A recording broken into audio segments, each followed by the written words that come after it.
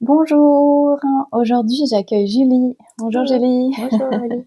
bienvenue dans cet espace de la chaîne Les Arts des naissances souveraines.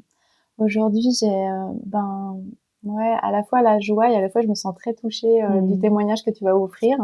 Donc déjà ça me touche, ouais. Merci pour ça d'oser témoigner de l'arrivée de ton deuxième enfant qui est une histoire, une belle histoire et puis ouais qui demande beaucoup de courage aussi de pouvoir en témoigner. Et Merci. je suis sûre que ça va toucher et offrir de la force aussi à beaucoup de parents. Je pense que c'est ça qui me meut aussi là. Ouais, écoute, j'espère que le message pourra aider Ouais. ou en tout cas être entendu et moi m'aide aussi de toute façon à le remettre en lumière, donc merci pour ça. Est-ce que tu veux nous raconter à partir d'où tu as envie de commencer l'arrivée de ton deuxième enfant? Ouais, ce deuxième enfant, j'avais eu un premier enfant et là ce deuxième enfant et a vraiment eu une mimique de l'histoire du premier dans son arrivée. On était au Nicaragua avec son papa sur le projet qu'il a créé où on s'est rencontrés, où je suis tombée enceinte de ma première fille. Et en fait, c'est nous deux, à un moment où on s'est dit, mais en fait, on veut offrir un petit frère, une petite sœur à Maya et on a envie de cet enfant. Et en fait, il y a eu ce truc un peu qui s'est passé je pense qu'on a fait cet enfant aux premières fois où on a été ensemble. Enfin, je veux dire, il est arrivé très vite. C'est comme si on l'avait décidé, le lendemain, il est arrivé. Enfin, il était là, quoi, il attendait. Et il est arrivé les mêmes dates que ma fille, enfin, au même endroit, il y avait vraiment ok, on refait l'histoire. Comment ça marche si on refait l'histoire? On essaye. Et donc, vraiment, c'est ça qui est arrivé. Et donc là, c'était, à la différence de la première, c'était un enfant voulu, mais voulu sur cette passion, parce que 2 semaines avant, on était en énorme froid et on voulait plus se voir pendant 10 jours et c'était vraiment très tendu. Et après, on s'est dit, non, allez, viens, et on fait un enfant. Et il est arrivé. Et donc, 2 jours, j'attendais, j'étais là, je fais un test pour être sûre, mais je le sentais. Et je dis, en fait, oui, ça y est. Enfin, ça faisait que 2 semaines. Et du coup, ma première fille, je savais qu'au bout d'1 mois et demi, donc j'avais pas toute cette euphorie du tout début. Et là, j'étais là, en fait, c'est tout petit, mais ça y est. Et donc, il y avait vraiment cette excitation. On était super contents, on voulait le dire à tout le monde. On l'a annoncé à Maya très vite. Tu vas avoir un petit frère, une petite sœur. Et donc, il y avait vraiment cette euphorie et du coup, ok, en fait, ma première grossesse était magnifique. Je suis trop contente d'être enceinte, ça va être génial. Et on était au Nicaragua et on avait prévu un voyage de 2 mois au Guatemala avec toute ma famille. Et pareil, on était là pour vendre le projet cette fois-ci. Cette fois, on revenait sur les terres qu'on devait vendre, qu'on avait mis en stop pendant 3 ans. Donc, ma fille est 3 ans, bref. Et on était revenus pour dire, ok, là, on va le vendre. Et donc, on avait cette utopie de, on va le vendre, on va rentrer en France, on va avoir un terrain, on va les faire grandir. Enfin, voilà, qu'est-ce qu'on a appris de la première, comment on va changer les choses, etc. Et donc, on était vraiment nourris de cette force de vie de, ok, on va faire autrement que ce qu'on a peut-être subi sur certains moments de ces 3 dernières années. Et là, voilà, le mois de décembre se passe super bien. Le premier mois, j'étais enceinte en décembre. Et le mois de janvier, je pars au Guatemala. Mon rêve d'aller sur les traces des Mayas. Enfin, ma fille s'appelle Maya, le cacao. Enfin, j'étais trop contente. Et ma mère était là au début. Donc, la première semaine de voyage, on fait plein de trucs. Enfin, je sens cette énergie. J'ai plein d'énergie, tout va bien. Enfin, voilà, moi, je suis enceinte, c'est pas un problème. Je veux continuer de vivre. Et au bout de 2 semaines, je suis tellement malade. Tellement malade. Mais je ne m'attendais pas. On m'avait dit, les notes de grossesse. Je disais, ok, il y a des notes de grossesse. J'avais pas eu la première. Donc, je disais, c'est ça, ok. Après, je disais, wow, c'est ça. Et donc, j'ai passé 3 semaines. On a dû se prendre un petit gîte avec Ghislain. On voulait voyager beaucoup plus. On était au lac Atitlan. Et on a pris un petit gîte. Et je lui dis, moi, je peux pas sortir de la journée, en fait. Et donc, je suis pas sortie la journée. J'étais très, très malade. Je pouvais très peu manger. J'ai perdu, je sais pas, 5 kilos, 10 kilos, énormément de poids parce que du coup, je faisais plus aucune activité. J'en ai fait énormément tout le temps qu'avec ma famille. En fait, je pense que mon corps a, allez, on y va. Et après, il a dit, ok, on a le temps de juste faire rien. Et donc, j'ai accepté. Je dis, ok, c'est ce que tu veux. On va être au calme. On va être, enfin voilà, je suis malade, je pouvais pas manger. Et là, je vis un truc que j'ai pas nommé à personne, à part, du coup, je l'ai nommé à toi la première fois quand je suis revenue en France, où je t'ai eu au téléphone, je sais plus. J'étais à la fois dans cette préparation de cette fois je vais faire différemment, donc je t'ai contacté, je veux une doula en France, je veux une sage-femme en France. Enfin voilà, on avait choisi un peu notre lieu de vie, on savait pas où on allait habiter, on avait tout déménagé, Et on s'est dit, on va choisir notre lieu de vie pour cette arrivée, en fait. Ouais. Et donc, on a tout mis en place. J'étais à 2 mois de grossesse. Je vais appeler une doula, une sage-femme. Enfin, j'ai envie d'avoir cet accouchement souverain que j'avais rêvé pour Maya et que j'avais pas pu forcément avoir. Et donc voilà, je mets tout en place. Mais à côté de ça, je passe des journées, mais couchée par terre, quoi. Et couchée par terre et avec, en fait, mon père qui vient me visiter tous les jours. Mon père est décédé il y a 13 ans. Enfin, s'est donné la mort il y a 13 ans. Et du coup, il vient me visiter tous les jours. J'ai des flashs de quand j'étais petite. J'ai des histoires.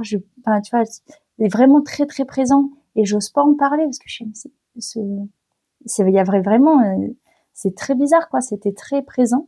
Donc, j'étais là, ok, ben, en fait, cet enfant, il vient m'apporter ce travail-là. Peut-être, je croyais l'avoir fini. C'est un travail que t'as pas fini. Ok, on va dealer avec ça pendant 1 mois toute seule dans ta chambre parce que Maya et Ghislain essayent de faire des trucs, de profiter d'être au Guatemala et moi, je suis dans ma chambre à essayer de dormir. Et du coup, c'est très dans ma tête, hein. Il y a rien qui se passe écrit ou quoi, mais très présent. Peut-être que j'ai écrit un peu, je m'en souviens pas. Très présent, voilà, ok, en fait, le deuil, il est pas fait. Est-ce que tu as vraiment pardonné? Donc, tu vois, faire tout ce chemin, j'ai refait tout ce chemin pendant 1 mois. Et après, on part du Guatemala. Enfin, on fait plusieurs voyages au Guatemala. J'arrive doucement en bus. Je prétends que je suis malade de la route, mais pas du tout. Même s'il y a un peu de ça, mais voilà.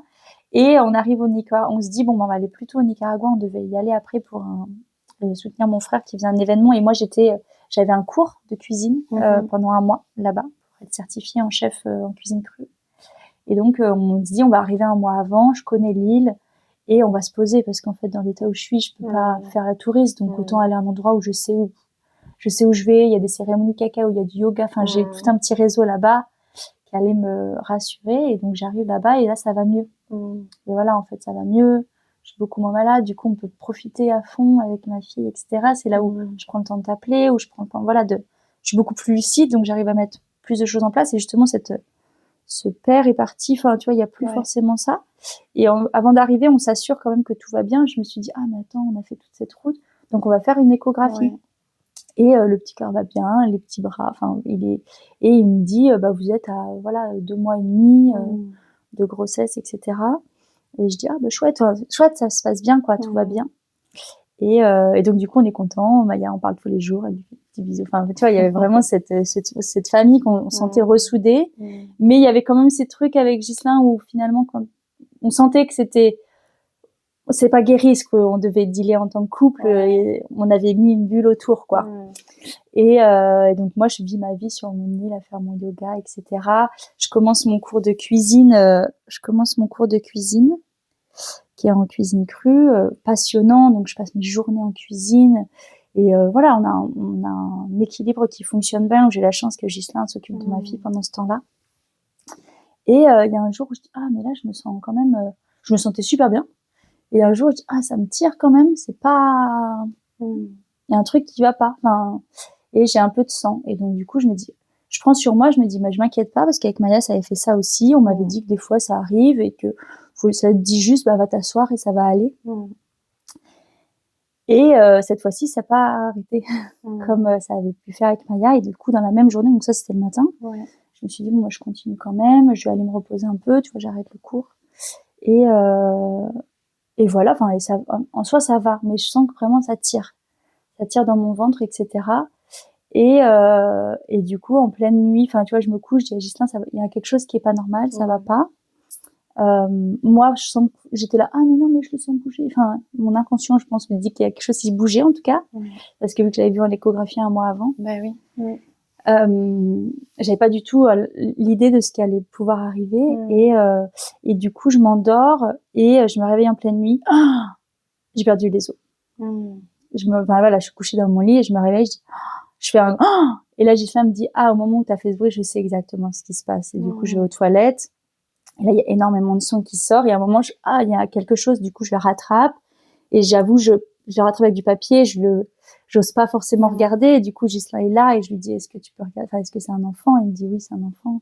Du coup, en fait, je viens d'accoucher. En pleine nuit, à 3 mois et quelques. Enfin, les 3 mois venaient juste de passer. Étaient passés même. C'était peut-être 3 mois et quelques semaines. J'avais pas de date exacte, mais. Et du coup, là, on se regarde, on dit, ouais, c'est un enfant. Et, enfin, c'est un enfant, quoi. Enfin, vraiment, on l'avait pas vu. Donc, après, c'était compliqué d'oser regarder quand même. Mais j'ai eu cette envie. Au début, j'étais en train d'accoucher quand même, donc il fallait que ça se vide. Je sentais qu'il y avait des bouts de placenta qui arrivaient aussi. C'était pas entier. Donc j'étais là, en fait, il y a un truc qui a pas fonctionné parce que c'était pas entier. Il y a un truc qui va pas dans cet accouchement et il est pas raccroché. Tu vois, il était pas accroché. Donc bref, voilà. Et sur le moment, on se regarde et on est triste. Enfin, tu vois, on pleure tous les deux et on est ensemble. Maya dort dans le lit à côté. Enfin, c'est en pleine nuit.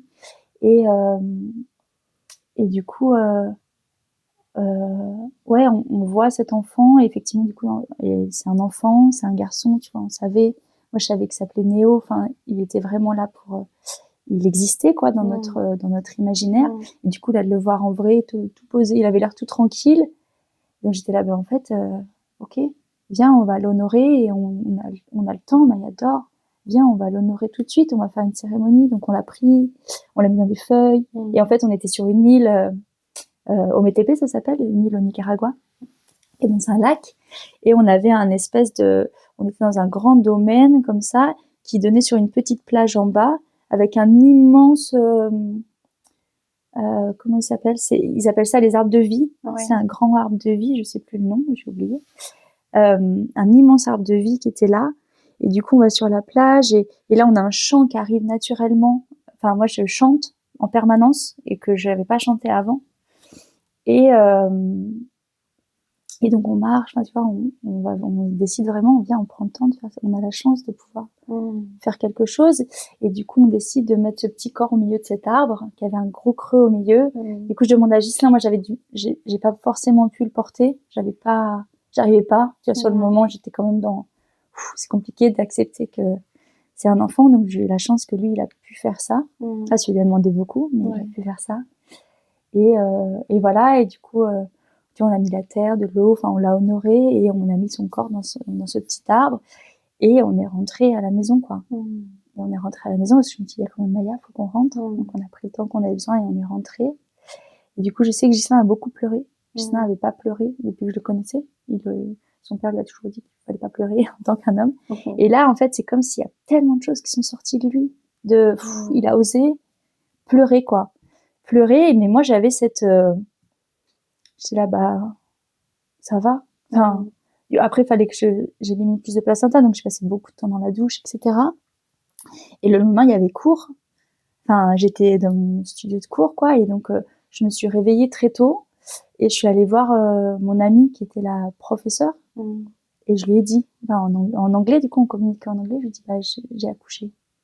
Donc elle fond en larmes, elle dit mais c'est pas possible, et j'étais pas du tout, je lui ai dit avec une non tristesse, je dis bah j'ai accouché, mais ça va. Du coup si tu veux on peut continuer la journée. Enfin, je sais pas si c'était ça peut être vu comme une obstruation de pas accepter, tu vois, on continue, c'est pas grave. Mais moi c'était vraiment, en fait, Néo du coup il est arrivé avec plein de messages, et ces messages enfin voilà, en fait, moi il a apporté plein de messages, et donc du coup on a écrit avec Ghislain le soir même, on a écrit vraiment, j'étais là, attends, on s'est regardé, je lui dis il nous apporte des messages, là va falloir qu'on l'écoute, en fait. Enfin il est parti pour une raison, où il savait déjà peut-être qu'il partait, tu vois, il venait pour quelque chose, et j'ai été vraiment là pour la première fois connectée à cette idée qu'un esprit peut s'incarner mais pas forcément vivre derrière pour quelque chose d'autre. Et du coup c'était pas forcément, j'aurais pas imaginé faire ça, mais naturellement, sur le coup, j'avais ce discours-là. Et les gens me regardaient, mais comment tu fais?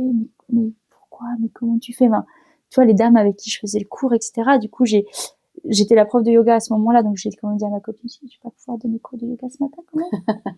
Donc elle m'a dit, bah, on y est allé, on a fait une méditation pour toi, viens pas, va te reposer. Tu vois, je me suis quand même allée me reposer, et j'avais un peu je crois que c'est pas de la honte, mais la timidité de ressortir et d'être jugée, ah, mais tu vois, t'as fait ça, tu vois, t'as monté la montagnère, peut-être que c'est ça. Tu vois, j'avais vécu, je donnais des cours de yoga, j'étais vivante, quoi.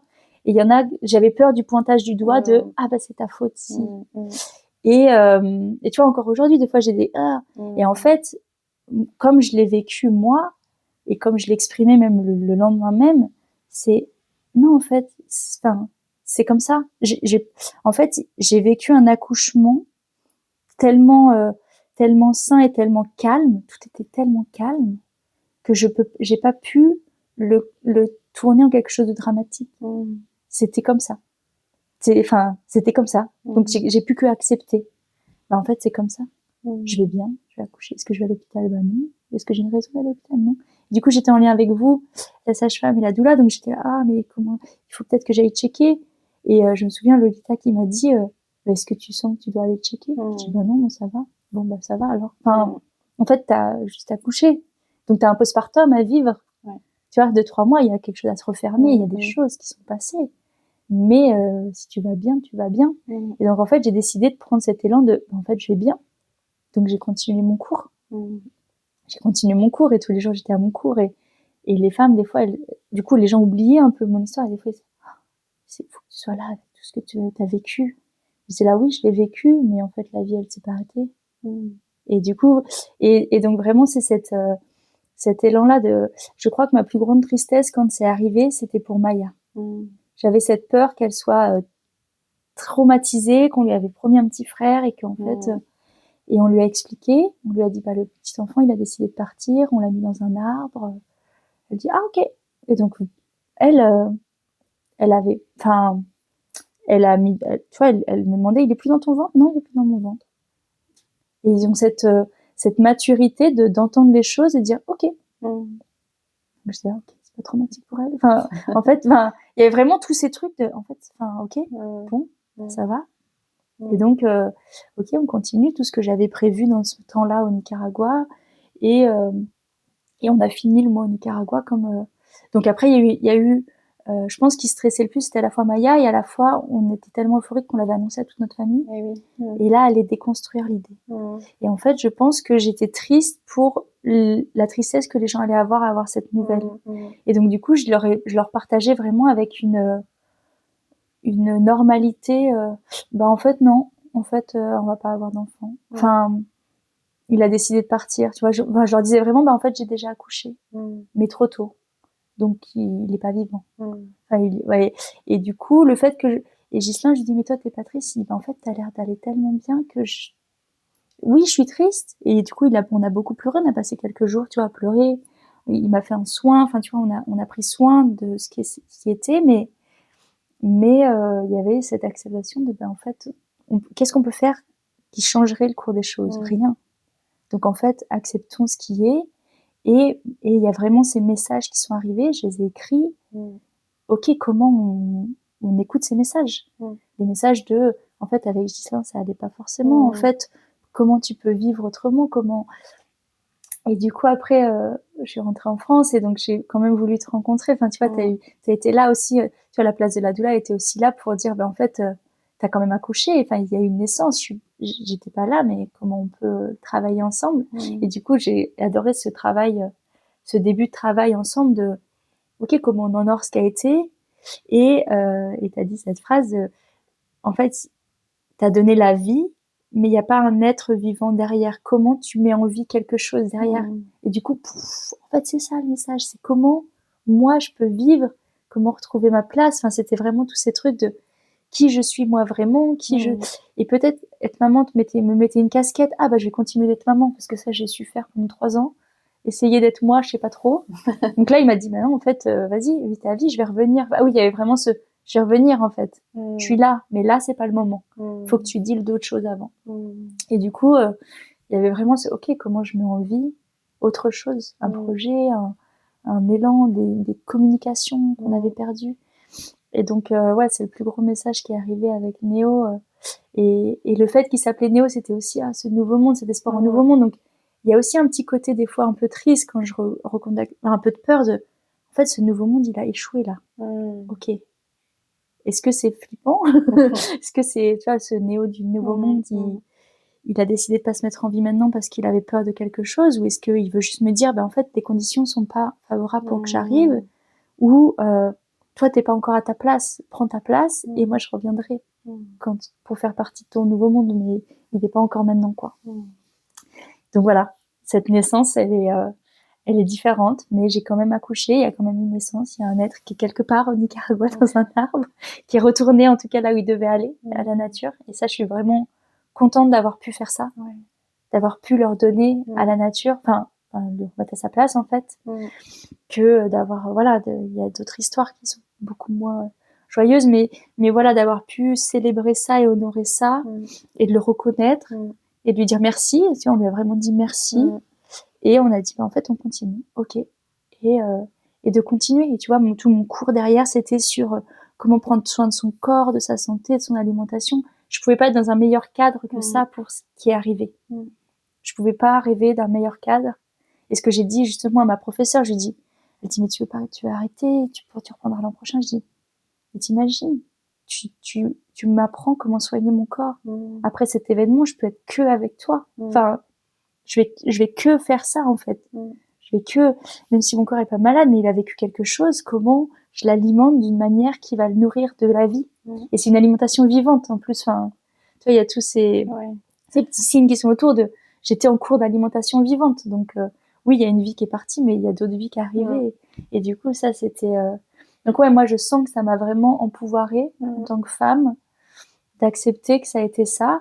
Mais encore aujourd'hui, je suis triste, j'ai envie d'un enfant. Je sens que j'ai envie d'avoir un autre enfant et je sens que et je crois que je m'étais fait rattraper par cette histoire de mais Maya, elle va avoir 3 ans, c'est mieux quand ils ont 3 ans d'écart que 5 ans. Enfin, je m'étais fait avoir par une histoire de me presser. Et à la fois, je sais il était là et qu'il a eu raison d'être là. Même si plein de choses que j'aurais voulu vivre au Guatemala, je les ai pas vécues parce que j'étais malade. Mais du coup, j'ai vécu autre chose, tu vois, j'ai retravaillé un deuil, j'ai retravaillé plein de choses. Et du coup, je trouve que cette grossesse-là m'a apporté tellement de messages et de réponses à la fois. Et encore, il y a plein de choses qui n'ont pas répondu.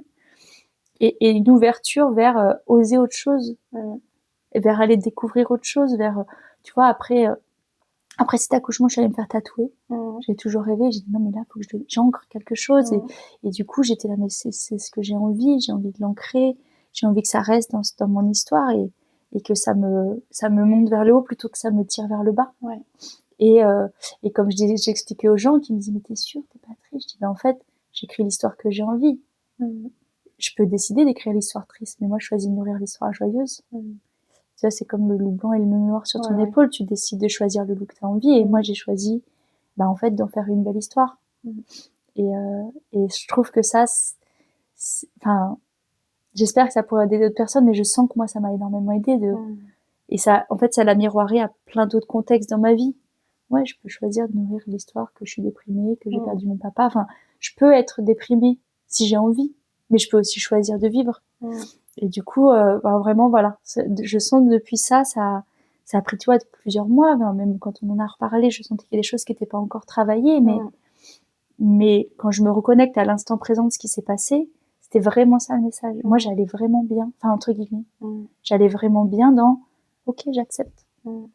J'accouche, maintenant, qu'est-ce qu'on nourrit? Maintenant, qu'est-ce que je me fais vivre? Si toi, tu veux pas être vivant, qu'est-ce qu'on nourrit ensemble? Et du coup, il est toujours là, mais on le nourrit autrement. Et pour Maya aussi, en fait, c'est trop mignon. Sa sœur est à l'école, elle dit, oh, moi j'ai un petit frère, mais il est resté dans son arbre au Nicaragua. Donc la maîtresse, elle m'a regardé, tu peux m'expliquer? Donc j'ai dû raconter cette histoire qui, du coup, quand je la raconte à quelqu'un, je me reconnecte à l'émotion qu'ils peuvent ressentir. Donc ça me rend, je suis un peu fébrile, un peu triste, mais je dis, c'est ça. Ah, ok. Et enfin, tu vois, elle dit, des fois c'est bien de savoir, parce qu'elle le dit tellement joyeusement, quoi. Enfin, donc c'est trop drôle, quoi, qu'elle m'aide aussi là-dedans, qu'elle fait aussi connecter autant que nous on l'est. Et voilà. Et c'est venu chercher d'autres choses. Voilà, dans le couple, du coup, on fait un grand chemin après derrière. Mais... Ouais, ça fait partie des messages que Néo t'a amené. Et je trouve ça très beau, en fait, d'avoir eu la conscience de dire, mais il y a une raison, en fait. S'il est là, il y a des messages et écrivons-les, en fait, prenons-en conscience parce que là, j'ai l'impression que c'est ce que tu t'offres à vivre, en fait, de suivre la ligne de ce que Néo t'a offert. Donc, il y a comme une continuité de la vie et ça donne de la force, en fait, pour te bouger à l'intérieur et à l'extérieur et créer. Ça m'a connecté à plusieurs choses. Ça m'a montré que je l'ai pas vécu comme un échec. Ça pourrait être vécu comme un échec. Bien sûr, pour beaucoup de femmes, c'est vécu comme un échec. Et la culpabilité dont tu parlais et je les comprends parce que du coup, je l'ai entendu aussi, ce message de qu'est-ce que j'ai fait de mal et qu'est-ce que... Et justement, tous ces jugements de ma famille qui a dit, ah, mais c'est ce que t'as mangé. Enfin, tu vois, j'ai eu plein de... J'ai occulté pour pas écouter, mais j'ai eu cette culpabilité de, ok, il s'est passé quoi?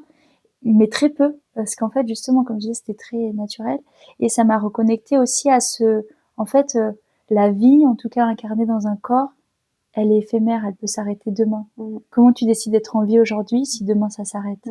Et vraiment ça, c'est le message que j'avais vu quand mon papa est décédé. Avec mon frère, on a eu un élan de vie, on a passé 3 ans à faire demain, viens, on va là-bas, et sans se poser de questions, quoi. Enfin, parce que en fait, on sait pas de quoi est fait demain. Et du coup, ça m'a reconnecté à ça. Et c'est pour ça que là, aujourd'hui, j'arrive à mettre des choses en place dans ma vie en me disant, mais peu importe le jugement des autres et l'impact que ça peut avoir, mais moi, est-ce que j'en ai envie? Oui, ok, j'y vais. Et arrêter de se mettre des plus tard ou bah je sais. Et je sens que ça m'a aussi reconnecté à ça. De la vie, elle est cette idée de vie qu'on a, enfin ce concept d'incarnation dans un corps, d'être en vie, elle est éphémère. Et du coup, cet enfant, il a vécu autrement et il vit encore autrement aujourd'hui, mais il est passé pour me donner ce message. Et en fait, là, t'es en vie, quoi. Qu'est-ce que tu fais, quoi? Donc, enfin, il me l'a pas dit, mais passe pas ta vie à me pleurer. C'est pas ce que je cherche à te dire. Je cherche à te dire de vivre, en fait. Il y a autre chose. T'es là pour une raison. On est tous là pour une raison et je reviendrai. Enfin, tu vois, il y a vraiment ce message de je reviendrai sous n'importe quelle forme. Je sais pas quelle forme ça prendra, mais, et du coup, effectivement, ça a été joyeux dans la tristesse. C'était quand même très joyeux et très, très spirituel. Enfin, pas spirituel, mais très, cette histoire de messages, tu vois, qui peuvent des fois être vus comme mais de quoi elle parle, mais en fait c'est très très abstrait, mais dans la matière peut être rendu concret, quoi.